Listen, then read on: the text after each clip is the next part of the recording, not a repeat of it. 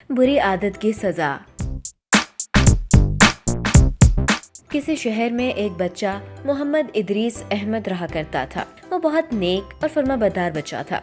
School में उसका एक ही दोस्त था जिसका नाम समी था। वो बहुत ज़हीन था, मगर उसमें एक बुरी आदत थी कि वो चोरी करता था। इस बात का इल्म सिर्फ मोहम्मद इदरीस अहमद को था। वो समी को बहुत समझाता था कि चोरी करना बहुत बुरी आदत है, लेकिन वो हमेशा ही सुनी अनसुनी कर देता। समी को चोरी की आदत इस तरह पड़ी कि एक मर्तबा मोहम्मद इदरीस अहमद ने स्कूल से छुट्टी की। समी ने अपने क्लास फेलो जिसका नाम हनीफ था अपने साथ बिठा लिया।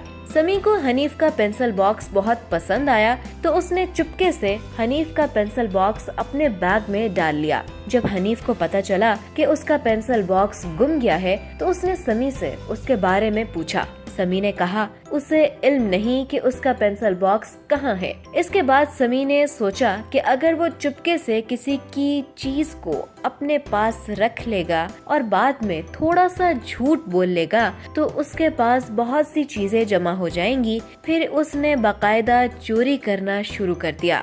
समी अब अक्सर अपने दोस्तों की छोटी मोटी चीजें चुरा लेता था। मोहम्मद इदरीस अहमद ने उसको बहुत समझाया, मगर उसने मोहम्मद इदरीस से भी दोस्ती खत्म कर दी। अब उसने खराब लड़कों में बैठना शुरू कर दिया था। ये लड़के बड़ी चोरियां करने लगे थे। अब उन्होंने एक मंसूबा बनाया कि वो बैंक लूटेंगे। ये उनकी बदकिस्मती थी कि जैसे ही वो बैंक लूटने पहुँचे तो पुलिस की मोबाइल भी वहाँ आ गई।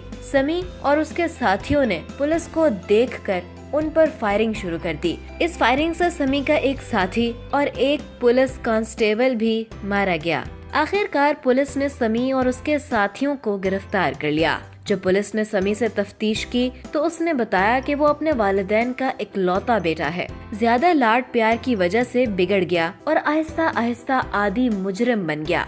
समी का मुकदमा अदालत में चला तो अदालत ने उसको फांसी की सजा सुनाई। मोहम्मद इदरीस अहमद ने जब ये सारा वाकया सुना तो वो समी से मिलने जेल गया और उससे कहा, देखो मैं तुम्हें कितना समझाता था, मगर तुमने मेरी बात नहीं सुनी और आज इसका अंजाम देख लिया। अब समी अपने किए पर शर्मिंदा था, लेकिन अब क्या हो सकता था।